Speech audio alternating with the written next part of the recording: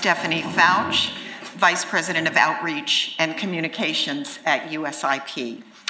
I would like to say once again, thank you to Secretary Baker for an extraordinary speech this morning. It was something we all needed to hear, so thank you so much. And on behalf of our institute and the Baker Institute, I want to welcome you to what should be a very lively and perhaps provocative conversation about the impact of US diplomacy since Madrid. First, a bit of housekeeping. I hope I don't need to remind you to please silence your phones. Now to our panel. Our moderator will introduce our distinguished panelists. She'll lead the conversation, and then at the end of the discussion, she will welcome your questions. But it is my distinct pleasure to introduce our moderator.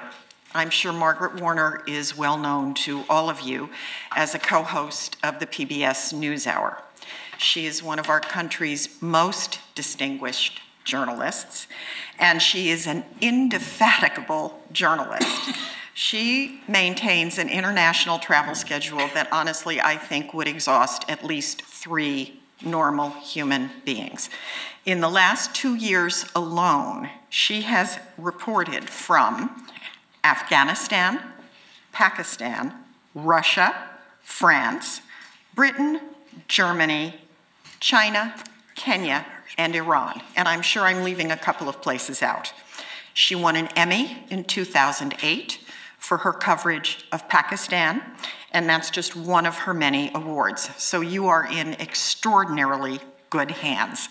I am going to vacate the podium and turn the discussion over to Margaret, and I think we will have a very, as I said, lively and perhaps provocative conversation.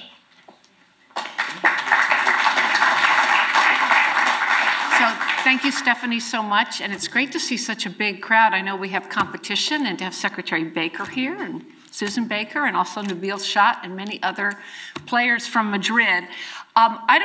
You all know the title of this panel. I suppose what it really is why hasn't Madrid been replicated? And the official title is The Impact of American Diplomacy in the 20 years since Madrid. I think it's fair to say that the negotiating record since then has put very few lasting scores on the board. You had the Oslo Accords in '93, you have the Israel-Jordan Peace Treaty in '94, but really, even Y was never implemented. And so I know that Secretary Baker gave a very tough address on this earlier, and at the plenary you heard from several of the regional players. So now we have 4 distinguished American policymakers and analysts to look at really the same thing. 4 of our panelists, among our 4, 2 were at Madrid, and you all know them. I'm going to just be the briefest of intros, and I'm sorry I'm not mentioning any of your books. You're all prolific writers. I'll stipulate to that. So I'll start with Sam Lewis right here. He was not at Madrid. He had been U.S. ambassador to Israel under both Presidents Carter and Ronald Reagan, and he returned to head this Office of Policy Planning at State in the Clinton administration. Next to him, Dan Kurtzer, who was a senior member of the delegation at Madrid, and went on to serve as ambassador to both Egypt and Israel, and he's now professor of Middle Eastern Policy Studies at Princeton. Aaron Miller, also a member of the U.S. delegation at Madrid, and served, as his bio always says, as a Middle East advisor to 6 secretaries of state over the course of his 20 years at the State Department. And he is now a public policy scholar at the Woodrow Wilson Center. And Shibli Telhami, who is, I would say, the noted expert on public opinion in the Arab world. He's the Anwar Sadat, he holds the Anwar Sadat Chair for Peace and Development at the University of Maryland, and just returned, he told me, from 3 weeks in the region. This panel, as all others here, is on the record. I hope that won't inhibit frank discussion. We're going to go about, 35 minutes or so, but we want to leave about at least 35 or 40 minutes for Q&A from this audience. So let's get right to it. And Dan Kurtzer, I'm going to begin with you. Now, you co-wrote a book in 2008, and you basically said it looked so promising after Madrid, but that since then, quote, the record is largely one of failure. Now, I don't think most people here would disagree with that. But later in the book, you go on to say that the record really, quote, reveals an alarming pattern of mismanaged diplomacy. Can you explain that? Sure, thanks. The book, Negotiating Arab-Israeli Peace, was done actually under the auspices of this institute, and it was designed to be a kind of mini manual for learning lessons from the past and then applying them to the future. And trying to understand both the strengths and weaknesses of the three administrations that we analyzed, that of George H.W. Bush, Bill Clinton, and George W. Bush. And we did find an unfortunate pattern of diplomatic failures, failure both to articulate strategy and then to pursue it, not a blind strategy. In other words, not strategy that is pursued even in the face of obstacles, but the strategy that's amenable to a change, that's agile, that's has porous boundaries. Second, we found a pattern of a lack of monitoring and accountability. You know, the parties in this region have accepted a lot over the years, agreements, the roadmap for peace, and yet there has never been an effective way instituted to monitor their behaviors, hold them accountable for their failure to do what they committed themselves to do, and then to exact consequences for that failure. And so once the parties understood this, that there was no reason there were reasons to avoid fulfilling responsibilities, the behavioral situation on the ground, whether it's terrorism and violence on the part of Palestinians or settlements and inhibitors to mobility on the side of Israel, became rampant problems. And the third issue, I mean, there are many in the book, but the third big issue that we looked at was the fact that there were so many meetings that were ill-prepared. Take, for example, just in the year 2000, there were 3 major U.S. summits that year. A U.S. summit with Syria, Camp David, and then a U.S. Initiated summit at Sharm el-Sheikh designed to bring an end to the Palestinian uprising that had begun the month before. None of those summits was prepared adequately. And if you contrast it, for example, in a lessons learned mode to what preceded the first Camp David, in the months preceding that Camp David, I see Hal Saunders is in the audience, he would know better than I, the United States had done a tremendous amount of homework, including the preparation of a draft at Leeds Castle that was used as the starting point for what became the Camp David Accords. That didn't exist at Camp David. The United States did put forward a draft on day 3, I believe it was, and when both the Israelis and the Palestinians found fault with it, we withdrew it, and it never reappeared. So it's not just, as Nabil Shah suggested this morning, that terms of reference going into negotiations are important. If you're going to call a summit, it better be well prepared, including the substantive issues that are going to be discussed at that session. Now, one could raise the question of whether Annapolis, in fact, followed this pattern. And I would argue that it, in fact, did. Annapolis was a very ill-prepared summit. The United States could not even get the two parties to agree to the opening statement or even a modest set of terms of reference. And yet the parties themselves, having not negotiated for almost 8 years, went off on their own and did a tremendous amount of negotiating. But then the argument would be, where was the United States? We now, or in the next day or two, will see former Secretary of State Rice's memoir, and we're seeing excerpts from it which suggest that she tried very hard during her shuttles to the region to try to bridge some of the gaps. But if it's an honest autobiography, which I assume it is, it'll also indicate that she did not have support from the president or from the White House, from the vice president, to do what needed to be done. And if there was one lesson among the many that we can take away from this conference about Madrid, it was the degree to which the Secretary of State had the full confidence of the President, not to make decisions without reference to the President, but being able to employ the power of the United States in diplomacy in helping the parties bridge gaps and overcome differences. And I think a reading of this past couple of years, when the Palestinians and Israelis came very close to reaching an agreement, will indicate a great degree of responsibility on the United States for not exercising the power of diplomacy because of this inhibition on the part of the White House to do it. That's quite a bill of particulars. Aaron Miller, your view on this. Is it a lot of real mismanagement on the part of the United States? I've spent the better part of the last 6 years beating up on myself because I am part of the problem that Dan referred to, at least throughout the Clinton administration.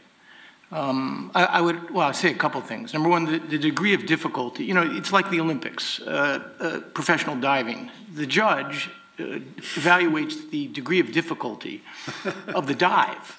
Now, with all due respect to the incredible diplomacy that drove Madrid, the degree of difficulty of what subsequent administrations have dealt with in comparison to what the masterful diplomacy of the Secretary of State in Madrid, it can't even be compared. Now, Dan would argue rightly that should require more preparation. He's 100% right. The Camp David Summit of July 2000, and I was there at both briefings of the President, and he went around the room to his credit and said to everybody, this is a good idea. By the way, the invitations had already been issued, so our assessment wouldn't have mattered. But when it came to me, instead of saying what I believed, which was, Mr. President, you have to go to this summit, but listen to what I'm telling you.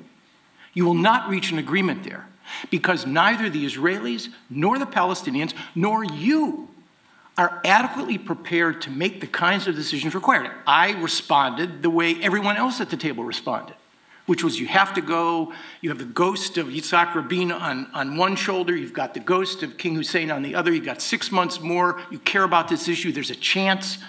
And when we walked out, he said to us, trying and failing is better than not having tried at all. And at the time, I was inspired, but that is not right. That is an appropriate slogan for a high school or college football team. It is not a substitute for the foreign policy of the United States. So what has been missing from this process, many things, is the cruel and unforgiving assessment of what needs to be in place before a summit. Two real summits in 50 years of American diplomacy, both at Camp David. One succeeds and one fails. There's a reason there have only been 2 summits, because you don't take a president to a high-wire act like that and without some certainty. Sam will tell you that there was no certainty at Camp David, but the chances of an agreement, it wasn't just possible, it was probable. It was not probable at Camp David, and it has not been probable through the last 8 or 9 years. We've been failing for 16 years, 8 under Bill Clinton and 8 under George W. Bush. During the Clinton administration, I would argue we over-involved ourselves. And during the Bush administration, Bush 43, we under-involved ourselves. We have not yet found the right balance for an American diplomacy. And one final comment, just to drill down, I haven't given up on this. Let me get to that. Let me first hear, Sam Lewis, let's go to you next. Your assessment of what's been wrong with the whole way the United States has been handling this for really 20 years, certainly since Oslo.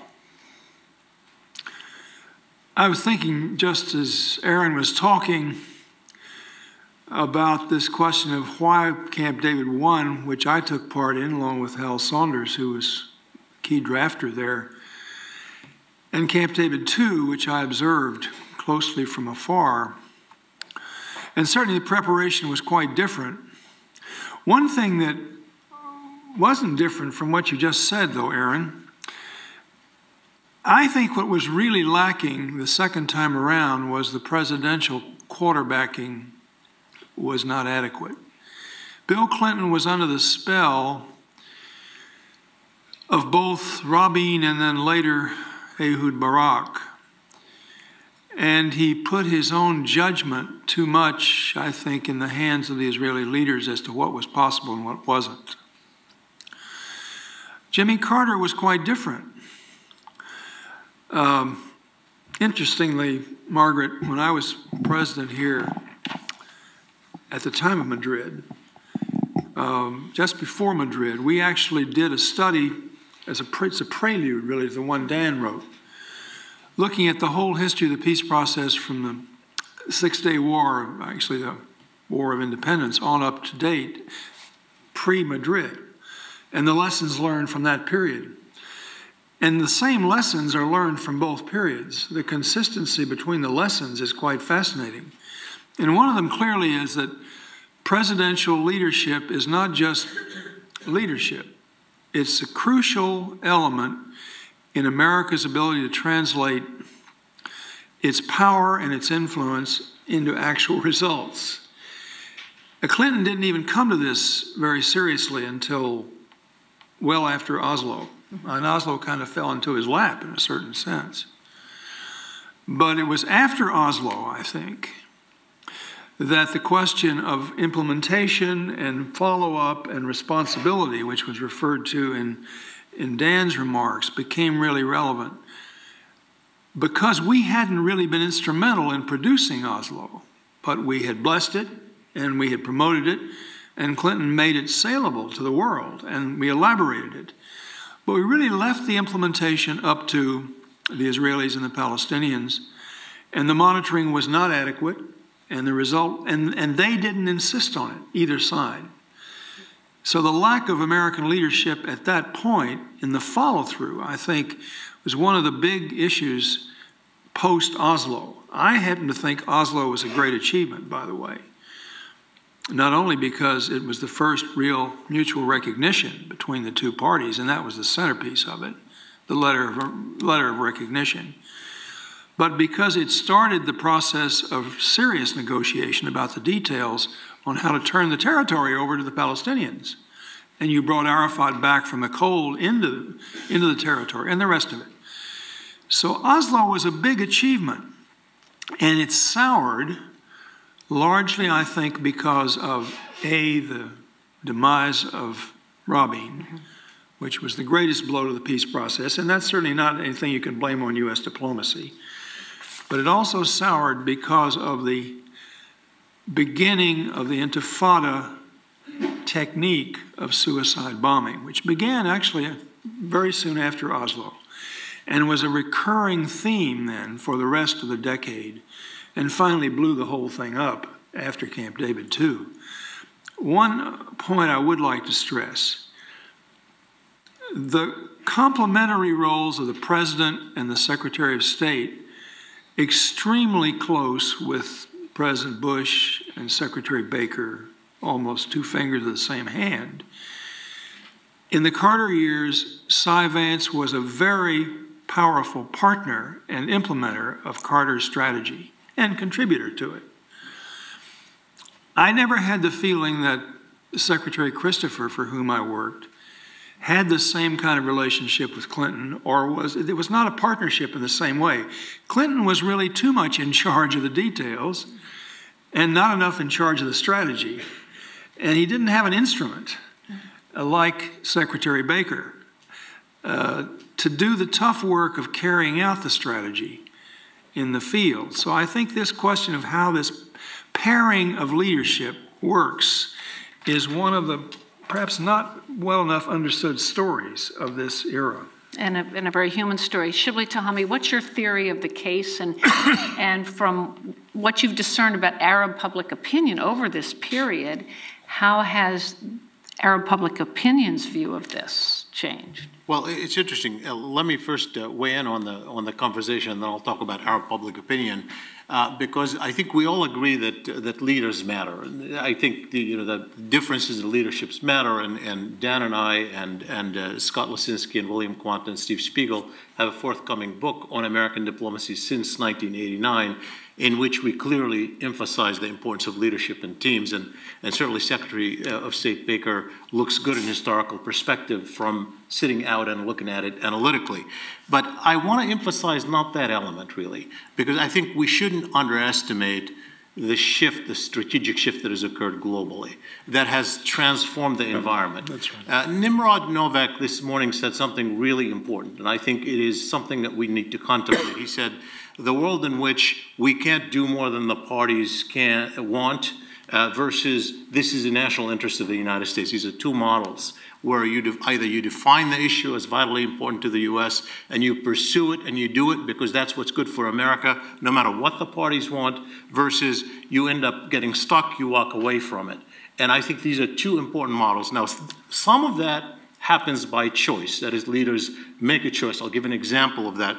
Some of that happened because of the end of the Cold War. And let's not underestimate that. I mean, I think in the environment in which Jimmy Carter was operating during the Cold War, in which the issue was defined as strategically important to the U.S., there was a consensus even in Congress. It was an easier case to make with the Soviet threat.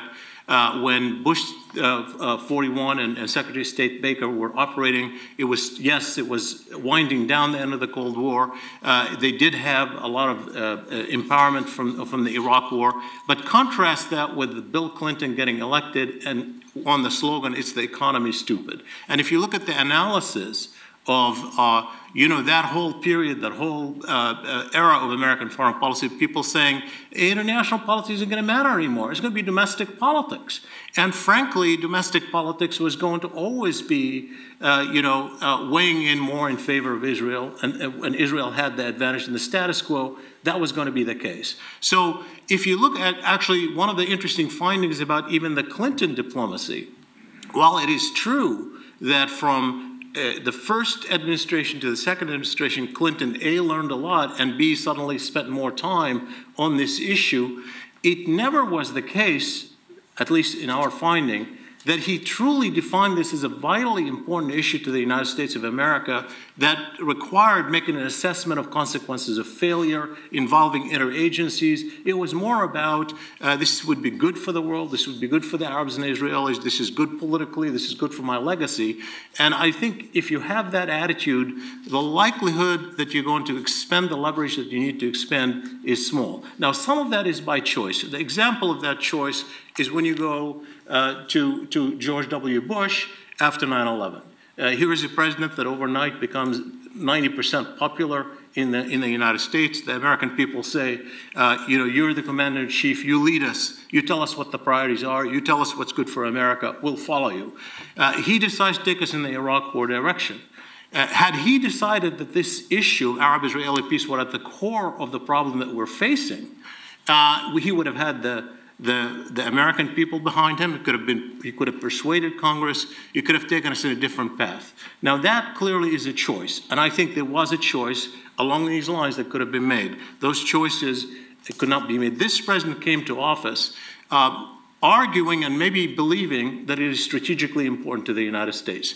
We don't know, we don't yet know whether he didn't fully internalize what that meant, or whether he was too weak to proceed because of all the bad hand that he was dealt, namely the terrible economy and disentangling ourselves from war in Iraq and so forth, which made his hand a lot weaker. Now, on Arab public opinion, it's fascinating because when I became aware of this kind of end of Cold War consequence for the United States and the Middle East, it was just when Secretary of State Baker was in office, and I was advising then Congressman Lee Hamilton, who was then the chair of the subcommittee on Europe and the Middle East.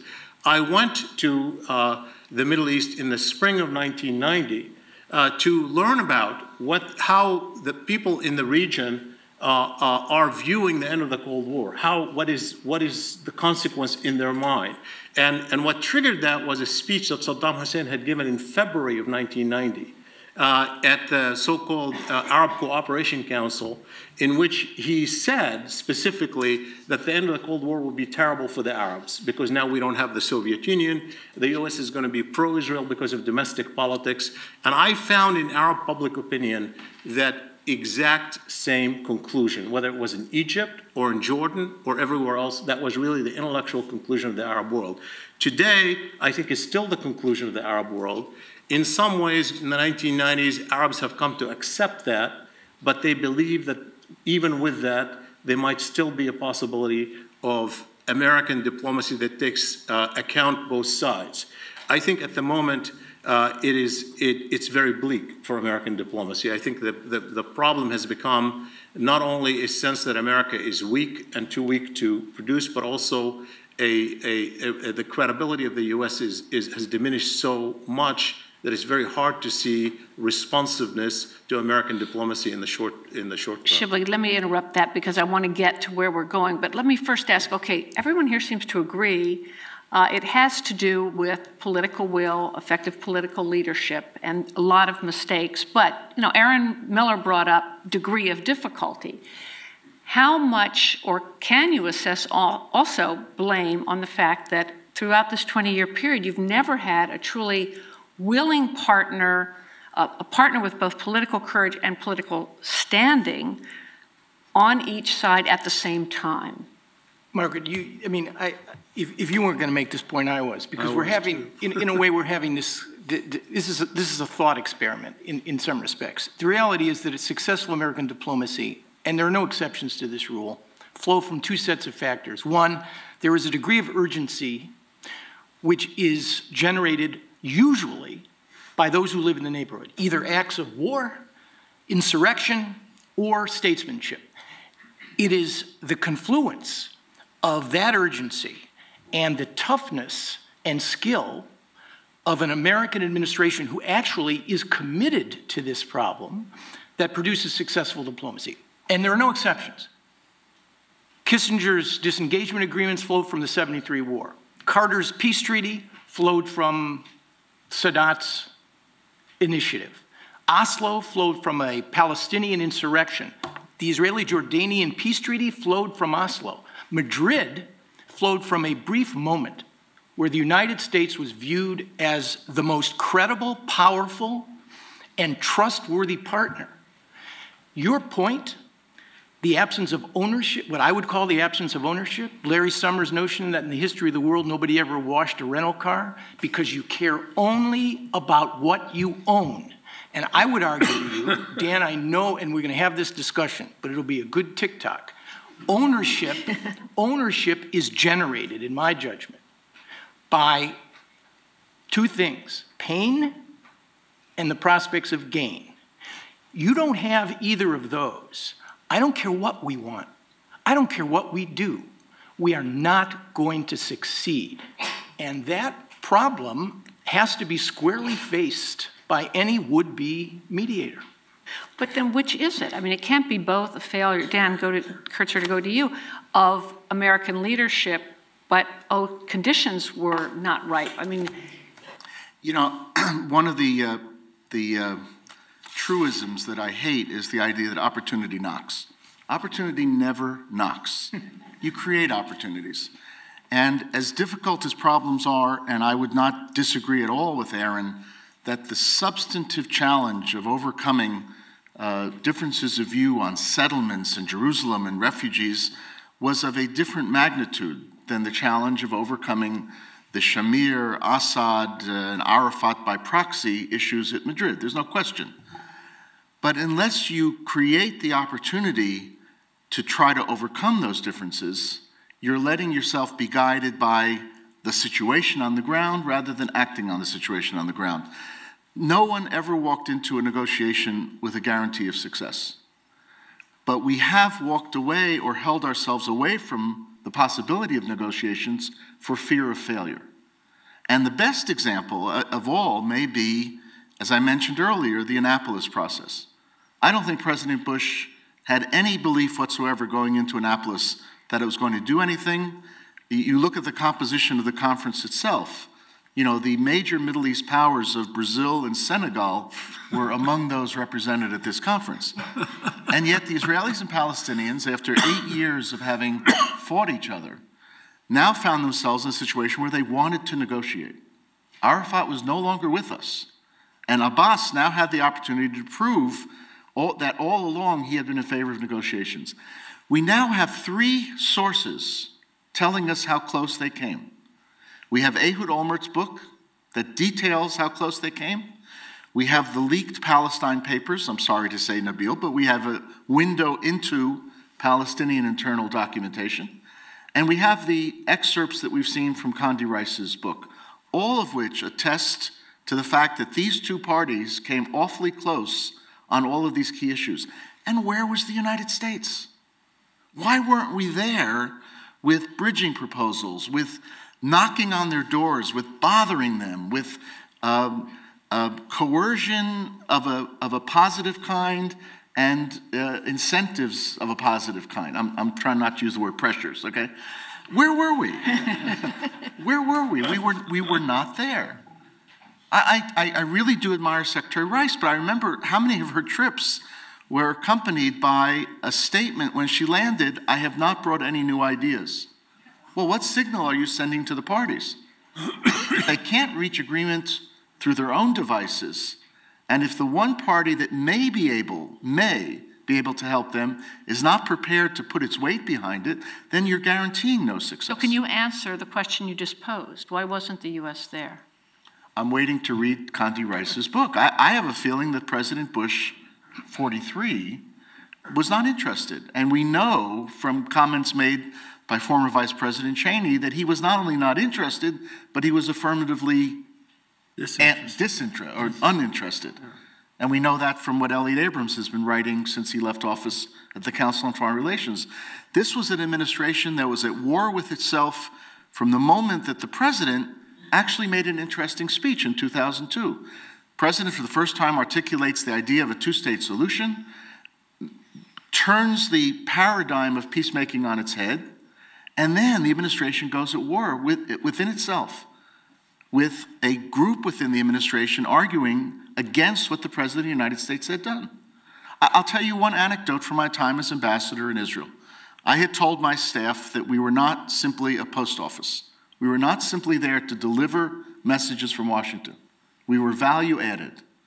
And one of the ways to be value added was to, because we're 7 hours ahead of Washington, was to draft press guidance for Washington to think about when it opened up business in the morning. Press guidance, of course, is the articulation of policy on a day-to-day basis. And one day there was this announcement of a settlement, and we sent in press guidance. The entire press guidance was quoting President Bush's speech from June 2002. And I get a call, I'll maintain confidentiality, I get a call from someone in the administration who says to me, "We don't quote the president on this issue anymore." Whoa. Now, as ambassador, who else can I quote? He's my president. So I paid no attention in the future, but it just tells you about the internal war that was going on in Washington over policy.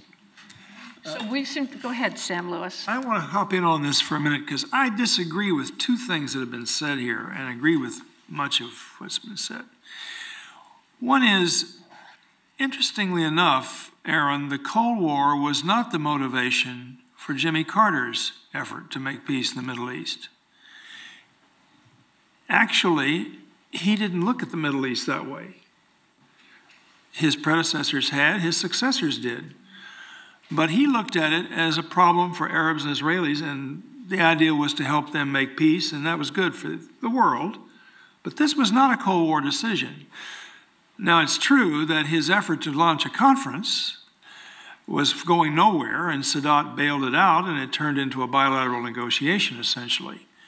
But it was not a moment in which the Cold War conditioned American decisions. So you can, in fact, in a non-Cold War era, initiate peacemaking without having that motivation.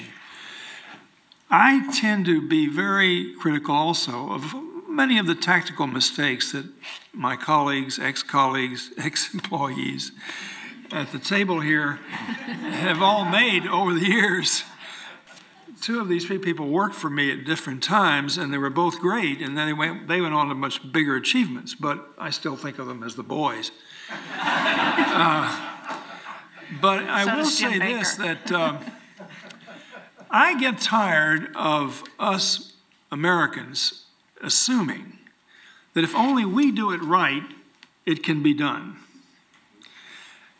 In fact, we need to do it with those who are ready to do it. And we can make it happen if the situation has a lot of ripeness in it. One of the key elements of the ripeness is obviously the leadership on the other side. And you're right, we haven't had an Israeli and a Palestinian leader at the same time with enough political clout in their own communities to make really tough decisions, if they wanted to do so, since Oslo. Arafat and Rabin were the last two. You can argue, however, you had it on Syria with Barak and Assad, because Assad eventually had come around to the point where he was really wanted to make peace. And Barak blew it. We didn't blow it. Barak blew it. And the Israelis who were there now will all admit that's exactly what happened. So we don't control all the cards, is my point. We do control some of them. And it's very hard for the parties to do it without us, but it's impossible for us to do it without them. All right, let's hear Shibli on that. Address this failure of leadership or the lack of a synchronicity in terms of leadership on the two sides. I mean, did that have to be fatal to the last 20 years, or could it have been done? Well, I think it is. I just want to say one thing about the Carter administration, just for the end of the Cold War, because that's a leadership issue. I agree that Carter's interest in the Arab-Israeli issue was partly personal. He actually talks about it, partly religious. Nonetheless, it is hard to imagine how he could have sold the ultimate package to the American people with $5 billion a year and selling it through Congress.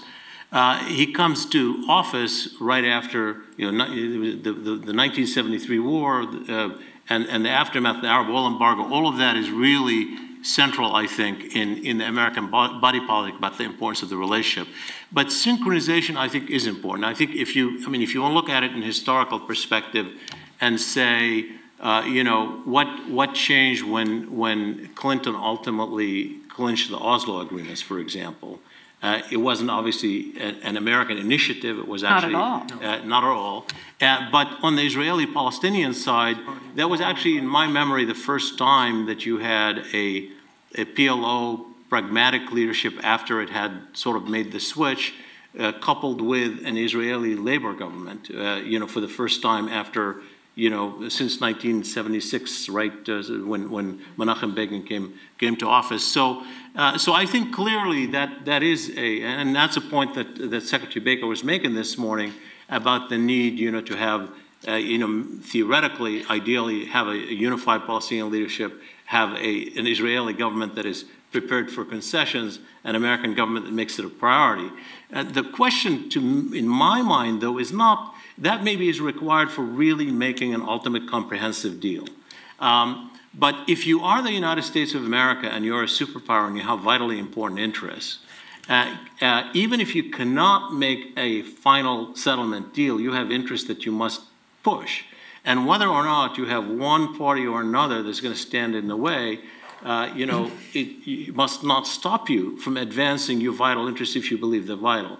And I think that is what's been missing. In my opinion, what I see it's been missing, perhaps because the issue has not been seen to be vital, perhaps because the incentive structure has been different, perhaps because normally when you have a president or a secretary of state, they come into office not really fully understanding how important this issue is. It takes them a while to learn that it's very important for American foreign policy, and by that time they have other things going on. It's arguably easier for any administration to do it a second term than a first term. Arguably, that certainly wasn't the case with Bush 41.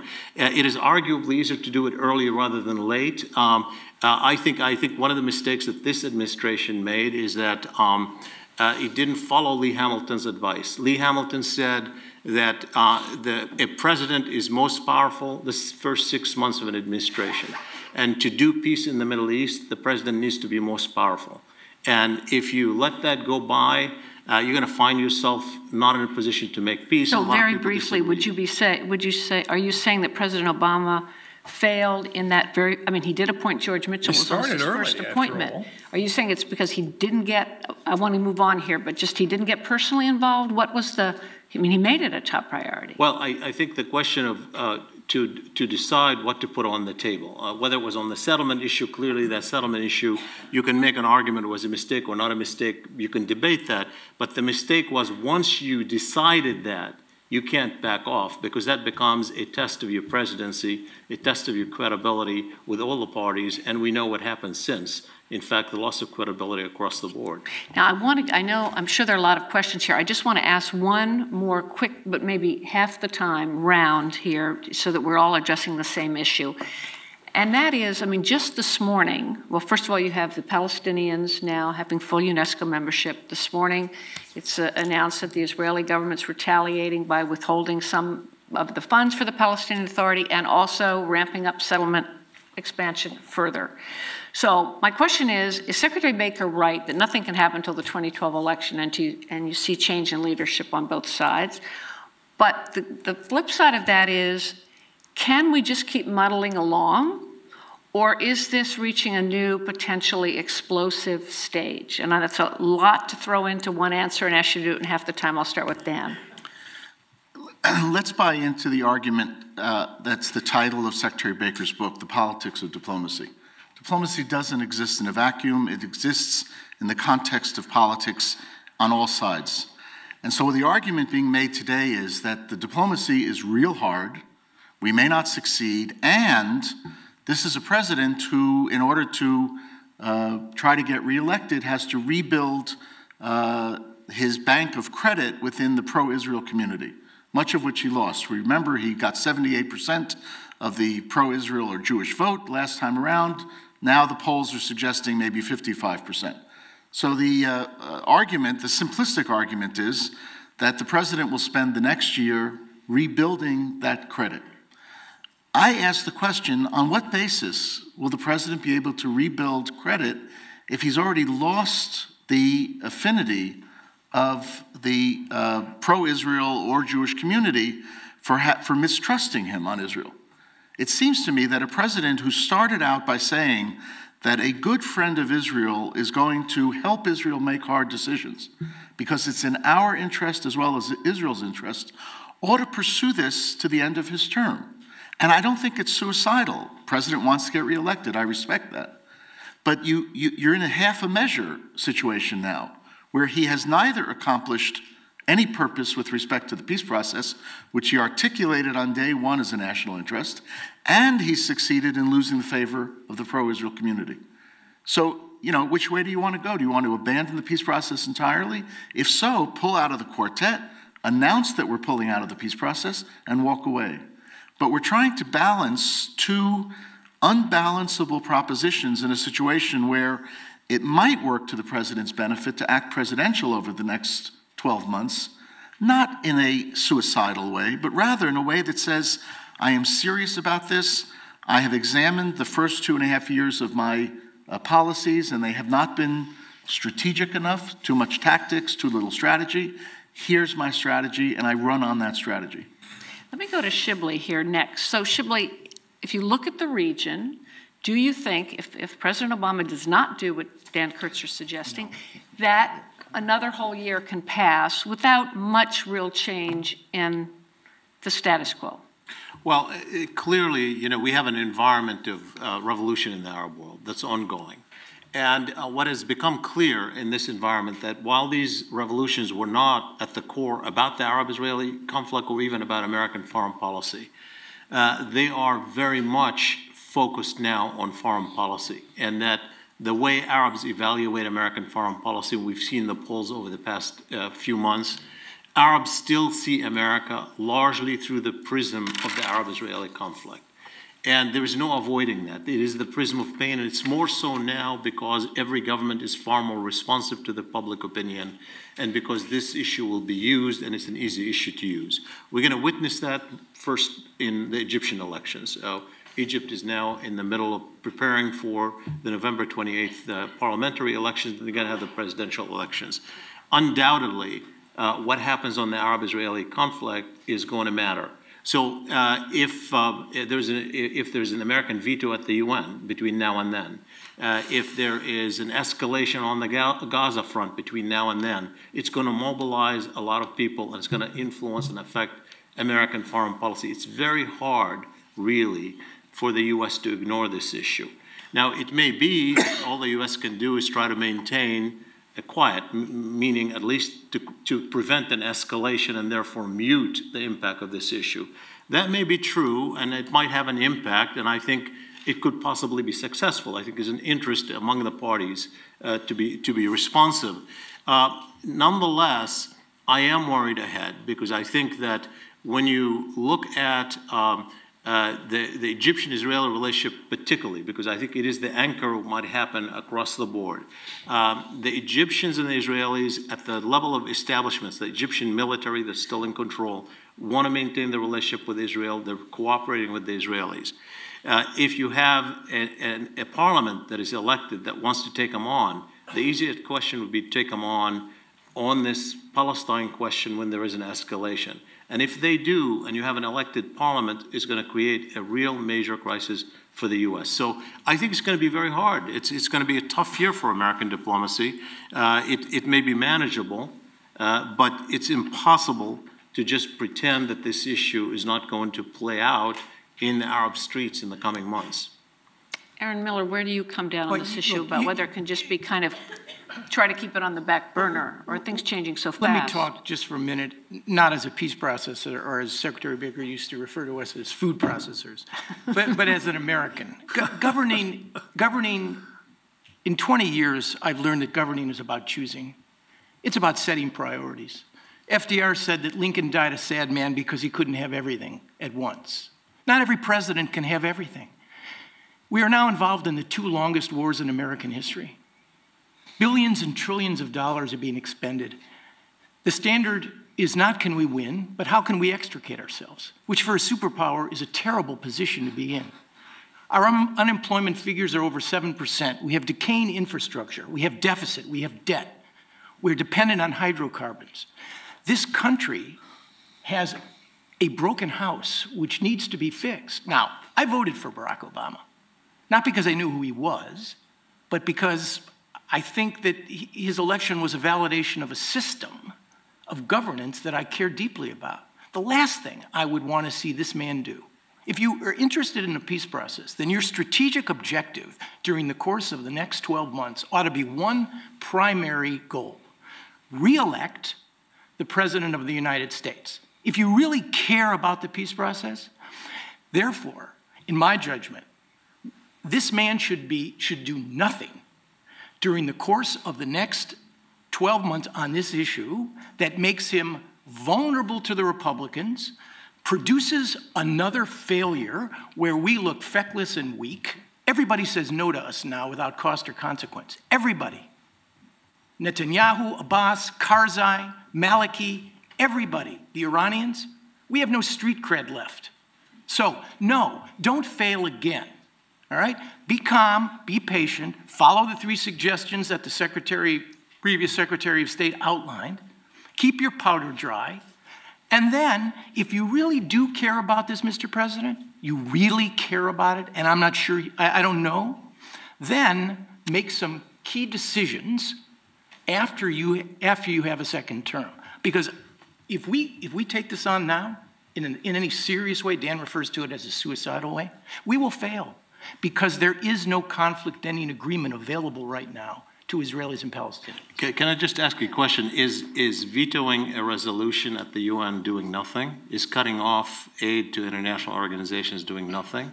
is cutting off aid to the Palestinian Authority, doing nothing. So what is doing nothing? There are three separate issues you've just mentioned. One has statutory implications by law, and the other two are political in nature. I think Shibley's point is each of them. their actions will be forced. And we're going to have to decide, he will have to decide, the balance between, well, it's the politics of diplomacy, isn't it? You know, it's very interesting that all of us who have been messing around in the diplomatic world always end up pontificating as experts on American politics, a role that I'm very uncomfortable with. I do it too, but I don't think we really know how to get the next president. How to this president be reelected or not. So go back to the region for us. So let's talk about what we can do, not about how you get Obama reelected. I happen to have voted for him also. I don't agree, and I'll tell you why. For the first time in my life in 2008, I joined a political campaign, and I campaigned for Barack Obama, and I served on his transition team. And I was focused on the Jewish community and found that we could build up support for a man who entered this campaign with tremendous liabilities in this community. Reverend Wright and the Barack Hussein Obama, and you name it. We built up his support to 78% in a community that understood, because he had been honest in saying it, that he was going to make the peace process a priority for the United States. So I don't buy this idea that we don't understand domestic politics. I met with the Jewish community in this country, 20% of whom will never vote for Barack Obama. Okay, they're not my constituency. But the 78% who did have understood that this was a man who was committed to trying to make peace between Israel and the Palestinians. It's not all about the Jewish community. For heaven's sakes, the strongest support Israel has in this country right now is from the conservative evangelical Christians.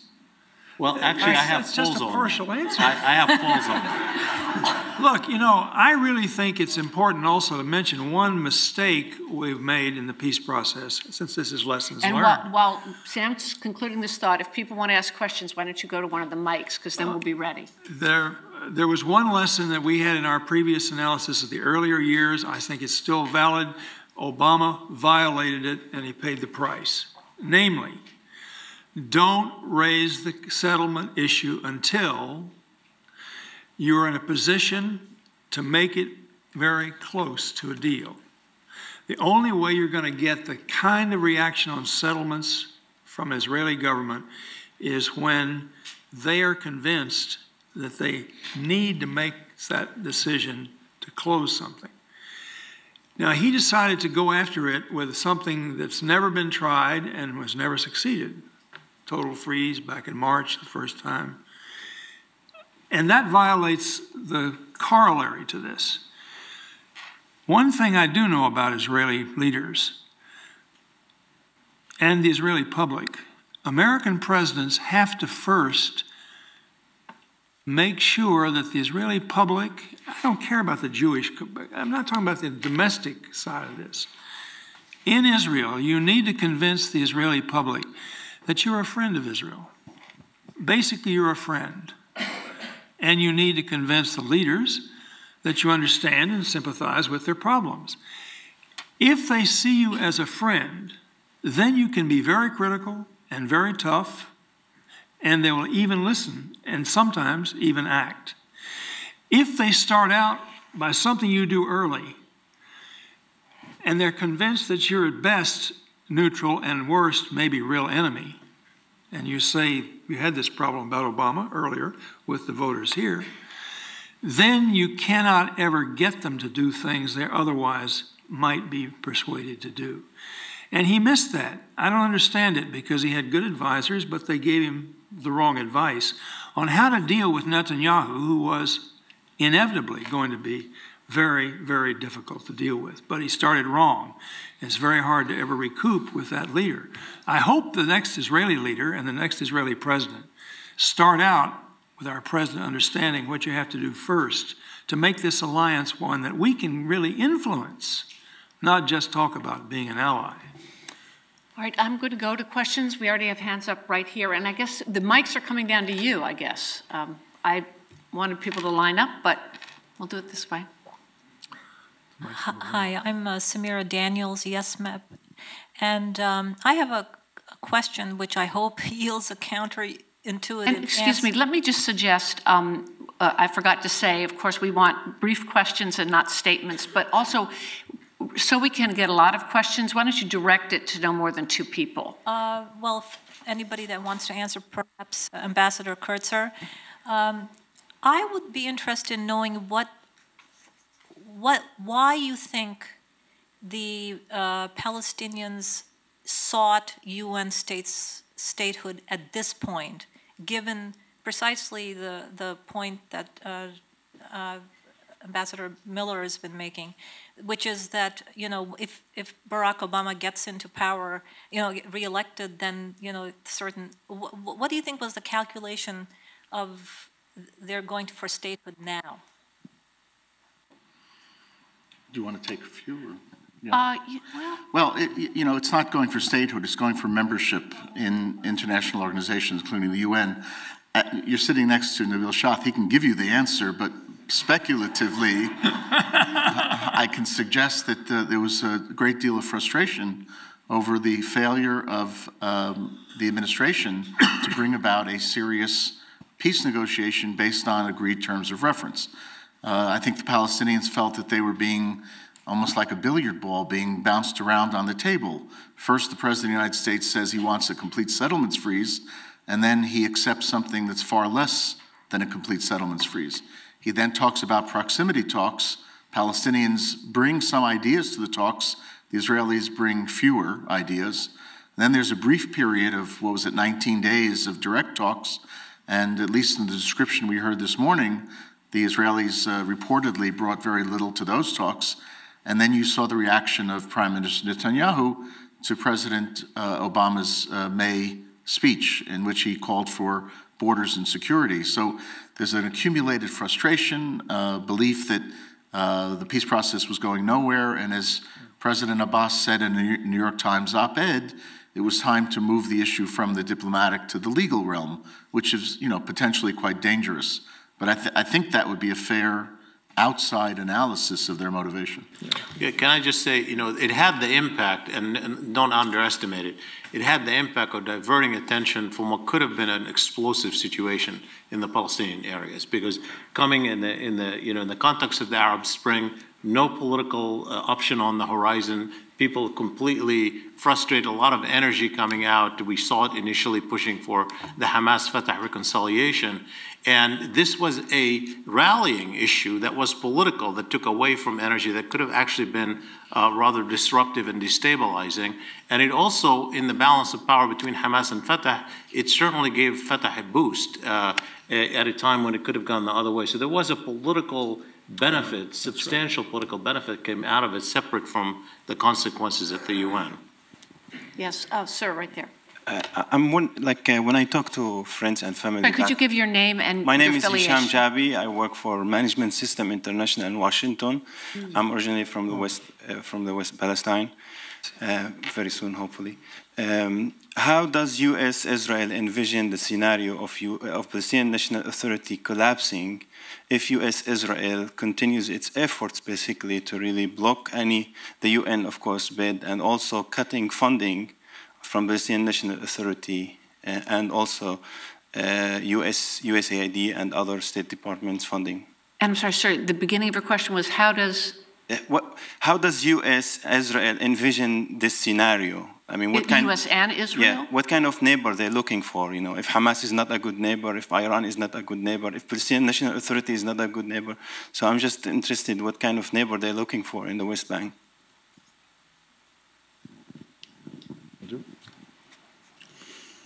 Maybe Sam knows. Well, you know, the U.S. is very much against cutting off any aid to Palestine. We're lobbying against it on the Hill. The problem is the legislation is on the books, and they can't avoid cutting off aid to UNESCO. And part of the aid to Palestine is very much at risk. The Israeli question is an interesting one. How do the Israelis vision? Well, which Israelis are you talking about? A lot of Israelis are very upset and very supportive of continuing the aid. The Israeli military is in favor of continuing the aid because they don't want to have trouble. But there you have a very hardline cabinet and some people in that cabinet that really just like to cut off the Palestinians and let them float out to sea. And Netanyahu is sort of balanced between these forces, and he goes one way depending on how hard he's pushed. These actions taken the last day or two reflect the knee-jerk reaction of the right wing in the cabinet. We have to show that the warnings we gave them, if they went to the UN, if they went to UNESCO, we're going to demonstrate that that has a price. So they're trying to make them pay the price. It's a terrible strategy. It's not the American strategy, though, at all. Next question. Let's see, right there, because you have the mic. My name is Armin Peter. I'm from Germany and studying currently at American University. My question is about the Arab Spring, or the so-called Arab Spring. We've seen that in some countries, like in Egypt, this could bring governments into power that are not as US-friendly as like Mubarak used to be. How do these uprisings influence US diplomacy in the Middle East, and how could this be an impact on the peace process negotiations? You know, I think for the moment, and I don't know how long the moment is going to last, the space available to the United States in the wake of this transformative, these transformative events, the space available to us is going to contract. Devolution of authority comes with devolution of legitimacy, and we are going to find ourselves in a very difficult position with respect to the pursuit of Arab-Israeli negotiations. I mean, we dealt for the last 50 years with two kinds of, the Arab world was divided either into Arab authoritarians or acquiescent authoritarians. And we've now witnessed the passing of both the Arab authoritarians and the Arab acquiescents. For 20 years, our first stop in the pursuit of Arab-Israeli negotiations was Cairo. The first, well, or Israel, but even the Israelis understood the value that Hosni Mubarak provided. And I think the absence of legitimate and strong Arab leadership in the wake of the Arab Spring, winter, whatever you want to call it, is going to be a serious constraint on our capacity to produce a process that, A, will provide the Palestinians with the cover they need to make the kinds of decisions on the core issues, particularly refugees in Jerusalem, the identity issues. It's going to deny the Israelis the assurance that they need with respect to Arab partners to induce them not to be so withholding. And it's going to pose a major problem for our diplomacy. I just don't see, in a compact period of time, how you're going to produce the kinds of support in the Arab world that we need. And the ones who are still in power, the Saudis, the Jordanians, will end up looking in the rearview mirror and wondering, when are they coming for me? And I need to be very, very careful about what I do. So the notion of risk-taking on the part of anybody during this period, the Israelis, the Arab states, and for sure the Palestinians, the weakest party, I think is going to be very much reduced. I would, if I might, I just want to build on that because I agree with Aaron fully. It's one of the things we do agree upon.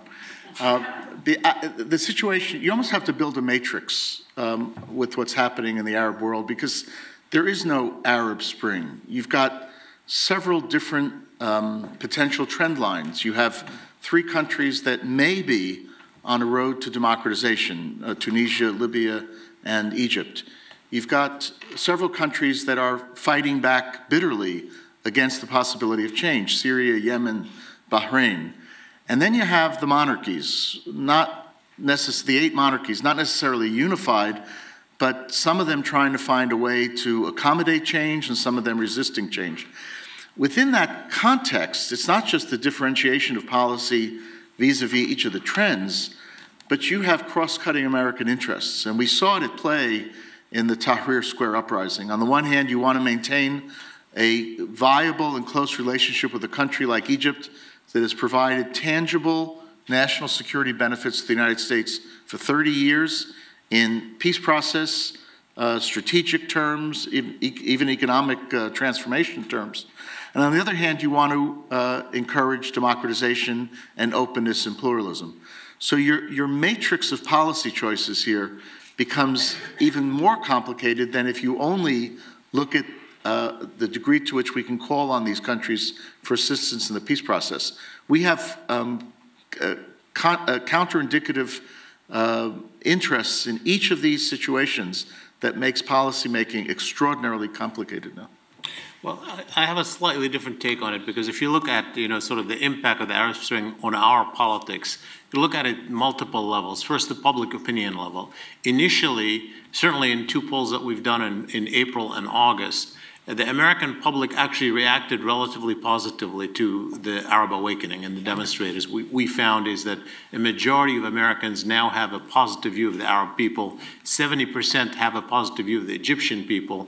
And in part, this was because this was seen to be early on to be mostly peaceful and less ideological. So we've seen that impact that is positive in both polls. On the other hand, you have Congress, where the congressional burning question in Congress was, how will this impact Israel? Will the Islamists win? And then in the case of Egypt, what is it going to do with the strategic military relationship? Those are the 3. And I think that while the American public may be more open, actually, by the way, a majority of the American public say that the U.S. should support democracy in the Middle East, even if it results in governments that are less friendly to the U.S. We have 55% of the public say that. That could change, in my opinion, if the environment changes. But Congress doesn't have the patience. So if you have, let's assume you have an Egyptian parliament elected that is seen to be controlled by Islamists who are making statements against the U.S. and Israel. I think the instinct will be to act in a hostile fashion. I don't care what the public says or what the administration wants to do. I think that is the instinct of Congress, and so there are lots of tests coming up that could be potentially very dangerous, I think, in the relationship. And Sam, weigh in, if you could. I'm sorry to keep turning to you as the expert on Israel public opinion here, but what do you think, is there a consensus within Israel about how this is going to affect Israel and how Israel should respond? Or is it the same duality where some say, we have to rethink the playbook, and a whole other camp is saying circle the wagons? My sense is that the whole range of the spectrum is nervous, insecure, and unsure, and sees a lot of dangers on all sides and doesn't really know quite how to deal with it. And so they kind of fall back also every now and then on having a crisis about Iran, which is clear-cut for them. They know Iran's an enemy, a real enemy, but they're not even sure about Syria anymore. That's too complicated. And the public opinion, I think, at the moment doesn't push the government to be anything other than very cautious and try to convince the Palestinians to behave while we sort things out elsewhere. But I mean, you wouldn't call cutting off the funding and well, I mean, no, it's settlements as cautious. Well, the caution, I wouldn't do. The settlements is a separate question. That's a reaction. That's another way of sending a signal to us and to the Palestinians that they've done something that we warned you not to do, and we were going to do it anyway, but just more slowly, and now we'll show you. And it also signifies that we don't take you seriously, America, about settlements. Next question, right here. Thank you very much. My name is Sean Borg. I'm a student at American University. My question is, how much damage to our street cred, our credibility, does the continued support of non-democratic regimes in the region pose to us, especially in these times of uprisings? And then what can we do to actually rebuild our credibility within the region? Thank you. Kick a few field goals. I've always been very skeptical of the hearts and minds approach to public diplomacy. I think it's actually the reverse. It's not hearts and minds, it's minds and hearts. You can't just change the wrapping on the package when the contents of the package remain the same. And the reality is that our policies in this region for years now, almost across the board, are opposed by broad sectors of the Arab public and elites. Whether it's the perception that we have a double standard with respect to Israel or Iran, our policy toward Hamas, Gaza, our own policy in democratization, where we choose which Democrats we want to back and not support the others. So now that you have a situation in which the Arab systems have opened up, and the impact of public opinion is going to be felt in a much more direct and causal way, I think our task and challenge is even going to be harder. And I'm only reporting here. I'm not advocating any change in American policy. All I'm suggesting is that if we continue to pursue the policies that we've pursued across the board, then our street cred is going to be further diminished. And if you want to do serious peacemaking, you have to be admired, respected, and even, maybe, feared. So lack of admiration, lack of respect, lack of fear produces a situation where an American president doesn't have a moment. And Iraq and Afghanistan, and the fact that we can't win there, and that we are constantly bested by small, every day, beating big, only creates further proof of the fact in the minds of, I think, in the minds of many in the region, that we just don't have the power we once did.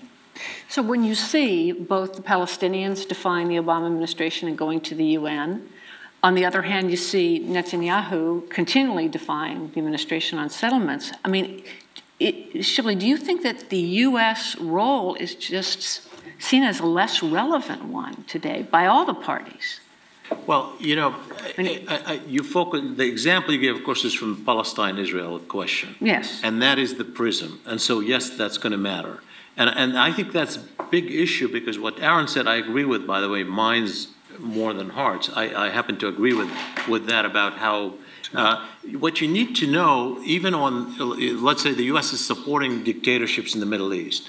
Let's say the U.S. abandons them as it was seen to have abandoned Mubarak, or abandoned Gaddafi, or abandoned, the conspiracy theorist is still going to say that whole thing is a conspiracy, that whole change is a conspiracy. So there is some prior perception that is forming their negative views of the U.S., that this issue, whether they're supportive or not, is going to vary. They were accepting of the intervention in Libya, by and large, according to my assessment of public opinion. They're not supportive of intervention in Syria.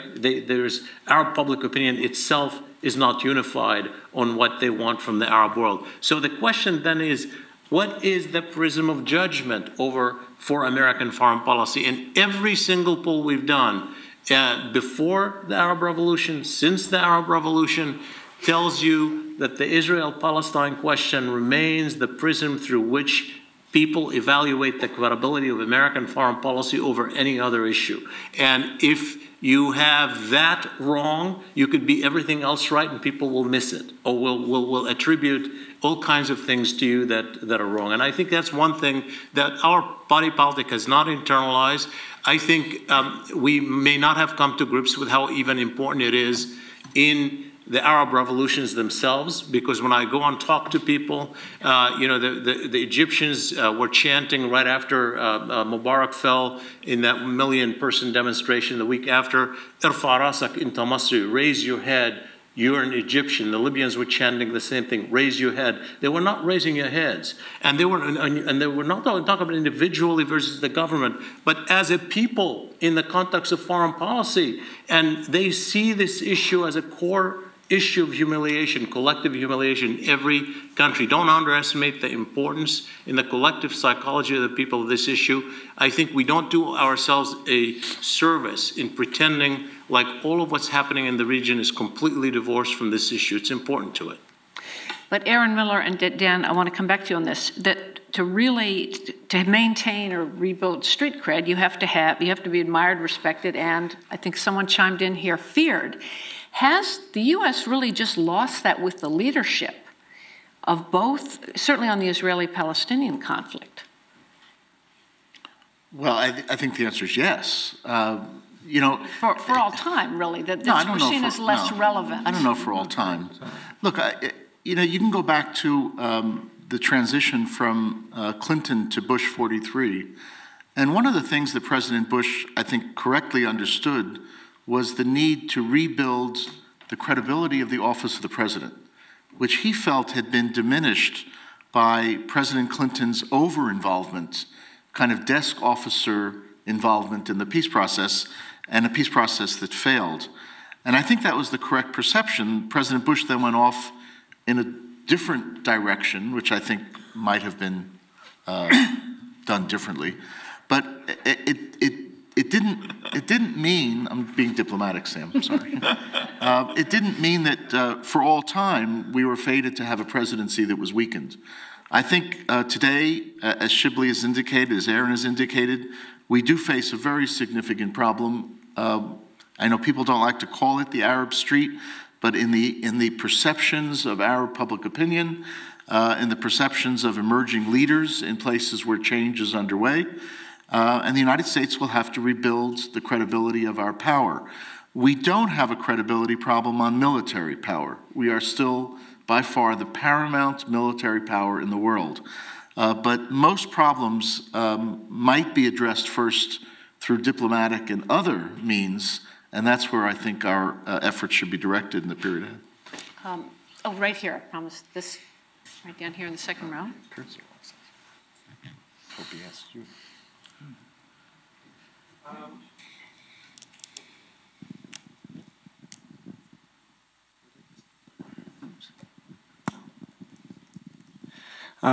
Oded Khaklai from Queen's Can you University. give your name and affiliation? Oded Khaklai from Queen's University in Canada.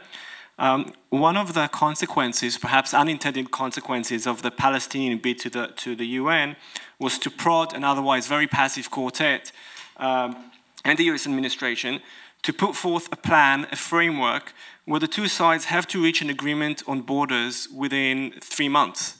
And somehow that has been sidelined, forgotten. And I'm wondering, why isn't that being acted upon? Isn't that a great opportunity? It's not what the quartet put forward. The quartet asked for talks to be held between the quartet and each side, that each side would prepare its views on border insecurity within 3 months. Not that an agreement would be reached. It would be wonderful if the quartet expected an agreement to be reached in 3 months. But the quartet now is talking about talks in order to prepare talks for the talks to continue. That's what they're doing. I have a question right here about, actually, you know, we're getting so low. Why don't we take 2 questions at once? So right here, and then the gentleman right back there. Gülveda Özgür. I am a Turkish reporter based in New York. The joke at the UN, I covered the UN General Assembly when President Obama delivered his speech, is that Obama's speech was so similar with Netanyahu's that Prime Minister Netanyahu had to actually make changes in his speech. Do you agree with that? What is your assessment on that? 3 rows back. Jacob Kurtzer with the International Committee of the Red Cross. For propriety, I'll direct this to Drs. Miller and Talhami. You alluded to it briefly, the role of Congress, but I'm curious, at the nexus of leadership, public opinion, and the carrots and sticks role of the U.S. government, to what extent Congress should be held to blame for the failure of the peace process, to what extent Congress has impeded the administration, and how could a future administration get around a Congress that seems to have played an oversized role in U.S. policy in the region? You know, the question cuts to the core of domestic politics and Arab-Israeli peacemaking and the illusions that accompany that whole issue. The notion somehow that we are hostage to a large, gargantuan, pro-Israeli conspiracy in this country that impedes, prevents, retards American presidents and secretaries of state from doing serious diplomacy. And that Congress is somehow, to use the words of a Saudi that I know, Israeli-occupied territory. This whole conception is nothing more than an excuse to cover, it seems to me, the broader issue of failure on the part of both of the parties to do what they need. When a Secretary of State encounters an opportunity that can actually lead to a success, and a president as well, there are no domestic constraints that are powerful enough to handicap or tie down that administration. And the three successes that we've had in Arab-Israeli diplomacy over the course of the last 40 years, the disengagement agreements, the Egyptian-Israeli peace treaty, and Madrid, that's it. Those are the three American orchestrated peace processes.